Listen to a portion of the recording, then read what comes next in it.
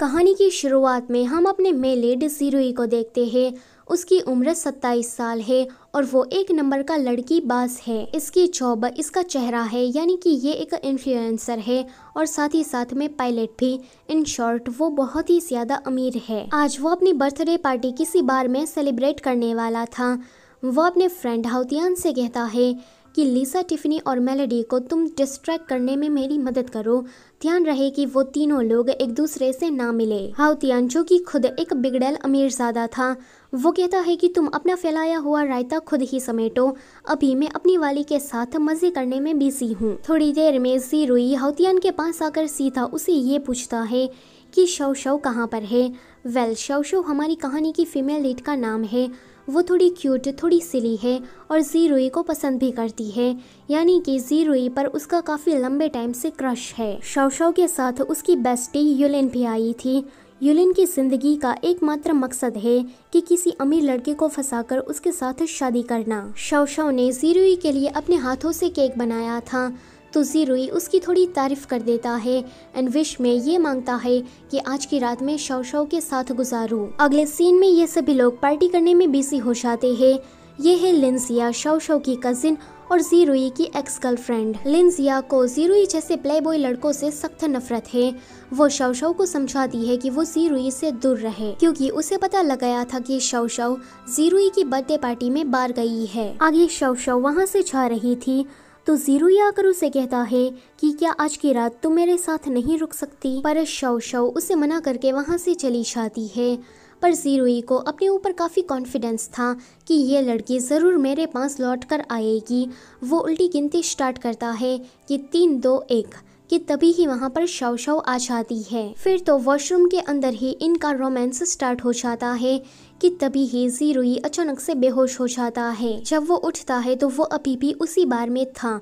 वो खुद को देखकर काफी डर जाता है, क्योंकि उसने मेकअप लगाया हुआ था। वो अपना मुंह धोकर जैसे ही बाहर जाता है तो वहाँ पर लड़की की जगह पर लड़के नाच रहे थे और वहाँ बैठी सारी लड़कियाँ उन लड़कों को नाचते हुए देख रही थी। तभी ही वहाँ पर हाउतियान आकर उसे अपने साथ लेकर चला जाता है। वहाँ पर सारे लड़के तमीज से बैठे थे। हाउतियान ज़ीरुई को भी कहता है कि तुम्हें इस तरह से नहीं बैठना चाहिए। ज़ीरुई उससे पूछता है कि शौ शौ कहाँ गई, तो वो कहता है कि कौन शौ शौ, मैं तो किसी शौ शौ को नहीं जानता। ज़ीरुई वहाँ पर सिर्फ मर्दों को देखकर कहता है कि मैं समझ गया, यहाँ पर सिर्फ मेंस की पार्टी चल रही है। थोड़ी देर के बाद वो बाहर निकल कर कहता है कि पहले मैं काफ़ी ड्रिंक्स करता था पर फिर भी मुझे नहीं चढ़ती थी, पर आज तो मैं एक ही शॉट में टुन्न हो गया। तभी ही उसके पास कुछ गुंडे जैसी लड़कियां आकर उसे छेड़ने लगती है। ज़ीरुई उन गुंडे टाइप की लड़कियों को देखकर वहां से बचकर भाग रहा था, तो ये सारी लड़कियां बाइक लेकर उसका पीछा करती है। वो कहती है कि हम कोई बुरी लड़कियां नहीं है, एक बार हमारे साथ रात गुजार कर तो देखो, तुम्हें बड़ा मजा आएगा। तभी ही वहाँ पर हमारी फीमेल लीड की एंट्री होती है। वो ज़ीरुई से कहती है कि तुम एक लड़के हो और तुम्हारा इस तरह से बाहर घूमना सेफ नहीं है, तुम घर चले जाओ। वो गुंडे टाइप की लड़की कहती है कि ओए चिलगुजी, तू हमारे काम में टांग अड़ा रही है, सटक ले वरना कहीं मारी जाएगी। पर हमारी फीमेल लीड तो 2 सेकंड के अंदर ही उसे धूल चटा देती है। ये देखकर वो लड़कियां वहां से डरकर भाग जाती है। ज़ीरुई कहता है कि क्या ये शौ शौ है, ये लड़की शौ शौ नहीं हो सकती, क्योंकि ये तो काफी ढांसू है और शौ शौ तो काफी क्यूट और इनोसेंट थी। लगता है कि मुझे कुछ ज्यादा ही चढ़ गई है, इसीलिए ऐसा दिख रहा है। वेल, शौ शौ जैसी दिखने वाली इस लड़की का नाम जगी है और ये पैरल टेक्नोलॉजी की CEO है, यानी कि ये भी बहुत ही ज्यादा अमीर है। ज़ीरुई जब अपने घर आता है तो उसके डैड उसे डांटते हैं कि तुम इतने लेट वापस क्यों आ रहे हो। ज़ीरुई अपने डैड को देखकर काफ़ी शॉक्ड होता है, क्योंकि उसके डैड तो 20 साल पहले ही घर छोड़कर भाग गए थे। वो अपने डैड को टच करके देखता है तो उसके डैड उस पर चिल्ला पड़ते हैं कि तुम एक लड़के हो और इतनी रात गए बाहर घूमना तुम्हारे लिए सेफ नहीं है।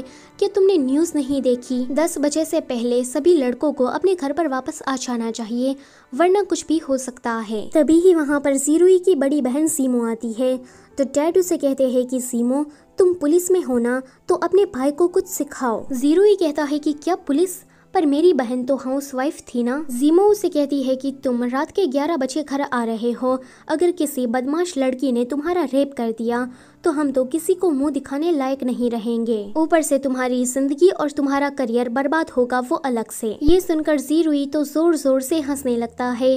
डैड उसे कहते हैं कि इस तरह से हंसना बंद करो, तुम्हें मुस्कुराना चाहिए, वो भी धीमे से। वो उसके ऊपर के तो बटन बंद करते हुए कहते हैं कि अगर तुम अच्छा लड़का बनकर रहोगे तो कोई अमीर लड़की तुम्हें पसंद करके तुमसे शादी कर लेगी। जीमो उसे कहती है कि जाओ शावर लेकर सो जाओ।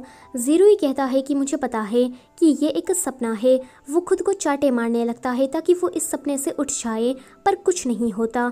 वो कहता है कि क्या ये कोई सपना नहीं है। तभी ही जीमो का हस्बैंड आकर कहता है कि तुम लोग चिल्लाना बंद करो, मेरा बेटा अंदर सो रहा है, कल उसे मुझे स्कूल भी लेकर जाना है। तभी ही उसका शैतान बेटा आकर इधर उधर भागने लगता है। जीरुई को ये सब कुछ काफी अनोइंग लग रहा था।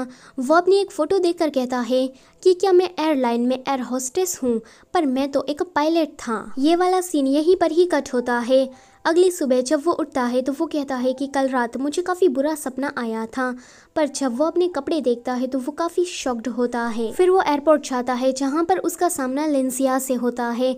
लिंसिया ने पायलट का यूनिफॉर्म पहना हुआ था, तो वो उसे कहता है कि तुमने मेरे कपड़े क्यों पहने हैं, जल्दी से इसे उतारो क्योंकि अभी मुझे प्लेन उड़ाने जाना है। लिंसिया उसे कहती है कि क्या बक रहे हो, तो वो कहता है कि हाँ मैं समझ गया, तुम लोग मेरे साथ कोई बहुत बड़ा प्रैंक कर रहे हो ताकि तुम लोग मुझे मेरे बर्थडे पर सरप्राइज दे सको। लिंसिया उसे कहती है कि माना कि मैंने तुमसे ब्रेकअप करके तुम्हें निराश किया, पर इसका मतलब ये नहीं है कि अभी भी तुम मेरे पीछे पड़े रहो।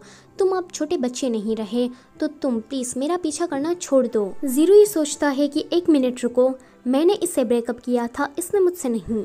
तभी ही वो टीवी पर चलने वाली एक ऐड को देखता है जहाँ पर लिंसिया पायलट थी और उसके आसपास एयर होस्टेस खड़ी थी और उनमें से वो भी एक था। वो ये देखकर कहता है कि मैं वहाँ पर एयर होस्टेस बनकर क्यों खड़ा हूँ, यानी कि मेरे साथ कोई प्रैंक नहीं कर रहा बल्कि सचमुच मेरे साथ ये सब कुछ हो रहा है। वेल, मैं आपको बता दूं कि जीरुई अब एक ऐसे पैरल वर्ल्ड में आ गया है जहाँ पर लड़कियों का राज चलता है। दूसरी तरफ हम पैरल टेक्नोलॉजी के डायरेक्टर मिस्टर वांग को देखते हैं जो कि मिस्टर जिन को डांट रहे थे क्योंकि उसका एक्सपेरिमेंट बार बार फेल हो रहा था। ये लोग एनिमल पर एक्सपेरिमेंट कर रहे थे पर अभी तक उनको सक्सेस नहीं मिली थी। सो गाइज, इसी के साथ पार्ट नंबर 1 होता है यहीं पर ही खत्म। वीडियो से जाने से पहले लाइक, शेयर और चैनल को सब्सक्राइब करना मत भूलना। Thank you for watching.